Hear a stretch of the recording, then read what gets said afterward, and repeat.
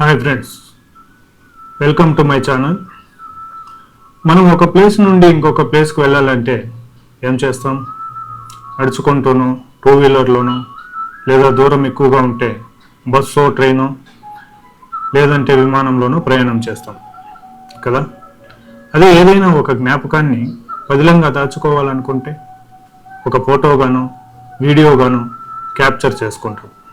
దాన్ని ఫ్యూచర్లో చూసుకొని ఆయా జ్ఞాపకాల తాలూకు ప్రదేశాలను, వ్యక్తులను గుర్తు చేసుకుంటాం. అలాగే ఆ ఒక్క జ్ఞాపకం మనల్ని కాలానికి వెనుదిరిగి ప్రయాణింపచేస్తుంది.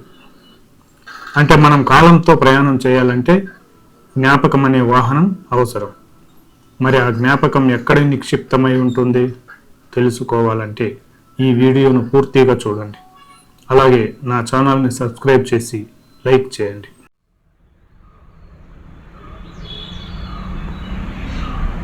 శిలలపై శిల్పాలు చెక్కినారు, మనవాళ్ళు సృష్టికే అందాలు తెచ్చినారు.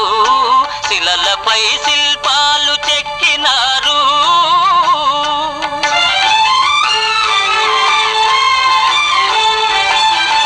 కనుచూపు కరువైన వారికైనా, కనుచూపు కరువైన వారికైనా కనిపించి కనువిందు కలిగించు రీతిగా శిలలపై శిల్పాలు చెక్కినారు.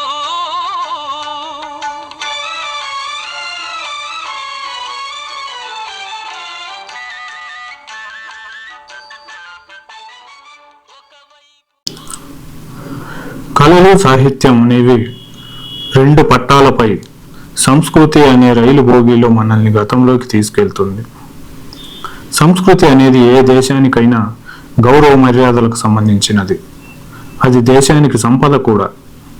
ఆ రకమైన సంస్కృతి వల్లనే మన భారతదేశానికి ప్రపంచంలో ప్రత్యేక స్థానం ఉంది. మన భారతదేశం భిన్న మతాల వైవిధ్యంతో, భిన్న జాతుల వైవిధ్యంతో నిండి ఉంది. ఏ మతానికి సంబంధించిన, ఏ జాతికి సంబంధించిన ప్రత్యేక సంస్కృతి ఆ మతాలకు, జాతులకు ఉంది. కళలు, సాహిత్యం మనకు వెలకట్టలేని వారసత్వ సంపద. అందులోనూ మన భారతదేశం శిల్పకళకు నిలయం. ఈ నేలపై ఎన్నో చారిత్రకమైన కట్టడాలు నేటికి మనల్ని విస్మయానికి గురి చేస్తాయి. గొప్ప గొప్ప శిల్పకారుల చేతుల్లో ఎన్నో గొప్ప శిల్పాలు చెక్కబడ్డాయి.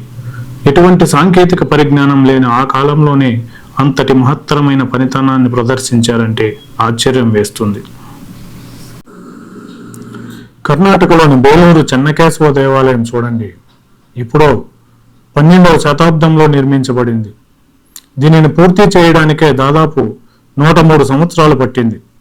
హొయసల రాజైన విష్ణువర్ధనుడు దీన్ని ప్రారంభించారు. ఆయన తర్వాత 2 తరాల వాళ్ళు ఈ ఆలయాన్ని నిర్మించారు. యాగాచి నది ఒడ్డున ఉన్న ఈ బేలూరును ఓలాపుర అని కూడా పిలుస్తారు. ఇది హొయసల రాజ్యానికి రాజధానిగా ఉండేది. ఇది యుద్ధాల వలన పదే పదే పాడైపోయేది. తరువాత కాలంలో మరమ్మతు చేయబడింది.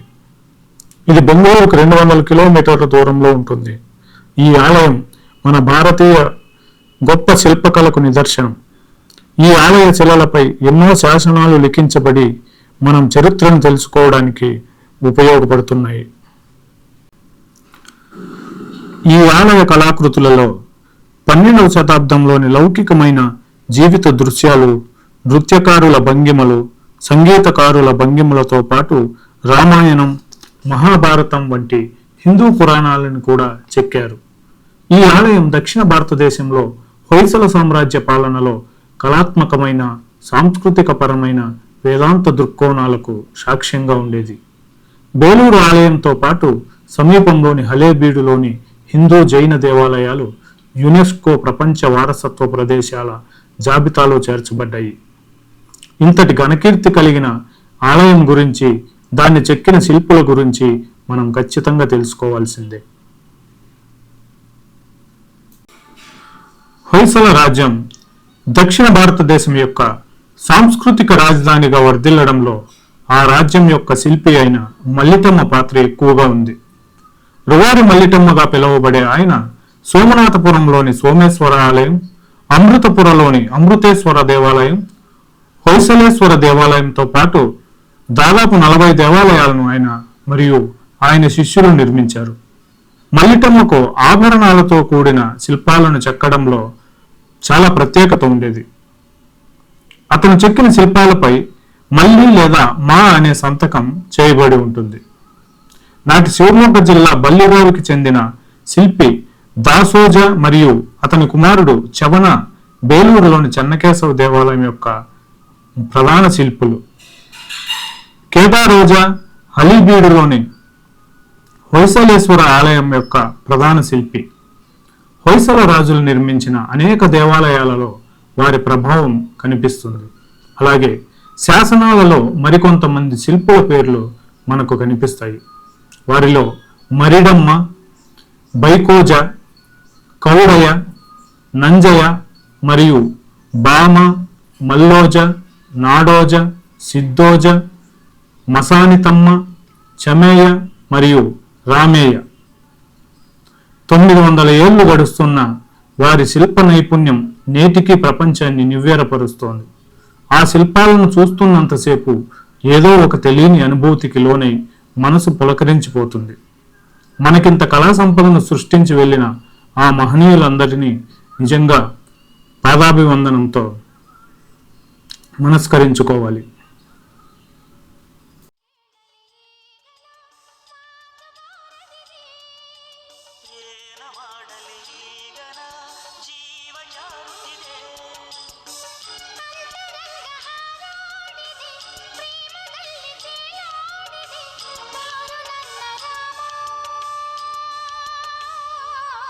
చెలువే చెలువే ಬೇಲೂರ ಚೆನ್ನ ಚೆಲುವೆ ಯಾಕೋ ಯಾಕೋ ನಿನ್ನ ಮೇಲೆ ನನ್ನ ಮನವೇ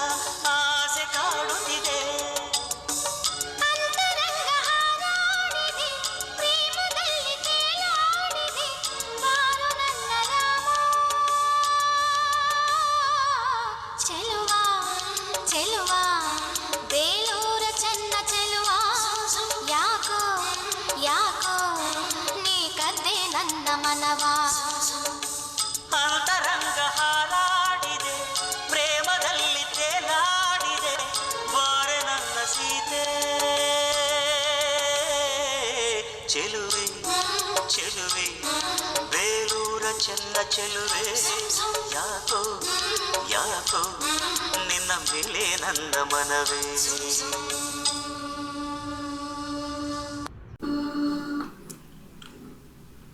ఆలయ నిర్మాణ విషయానికి వస్తే నక్షత్రపు ఆకార గర్భగృహాన్ని, సుఖనాసి మరియు నవరంగాన్ని విష్ణువర్ధనుడు నిర్మించాడు. అలాగే బయట ఉన్న గోళ్ళు, శిల్పాలు, లోపలి స్తంభాలు మరియు పైకప్పులు కూడా విష్ణువర్ధనుని కాలంలోనే నిర్మించబడ్డాయి. అందమైన చెన్నకేశవ మూర్తిని 12వ శతాబ్దంలో గర్భగృహంలో ప్రతిష్ఠించారు. విష్ణువర్ధనుని తర్వాత వచ్చిన ప్రతి పాలకుడు ఎంతో భక్తి శ్రద్ధలతో ఆలయాన్ని అభివృద్ధి చేశారు. విష్ణువర్ధనుని కుమారుడైన మొదటి నరసింహుడు ఆలయ నిర్వహణతో పాటు ఆరాధన క్రమం తప్పకుండా నిర్వహించేవాడు. అలాగే నవరంగ ద్వారానికి ఉత్తరాన ఉన్న దర్బార్ను ఆయనే నిర్మించారని చెప్తారు. చివరి హొయసల చక్రవర్తి వీరబల్లాల పాలనలో తుగ్లక్ సైన్యం దండెత్తినప్పుడు ఆలయం చాలా వరకు ధ్వంసమైంది. హొయసలు తర్వాత వచ్చిన విజయనగర రాజులు కూడా చెన్నకేశవ ఆలయానికి చాలా గౌరవం చూపించారు. ప్రధాన ఆలయంలోని సుఖనాసిలో ఏర్పడిన పగుళ్ళు, పైకప్పు రాళ్లకు సపోర్టుగా 4 గ్రానైట్ స్తంభాలను నిర్మించారు.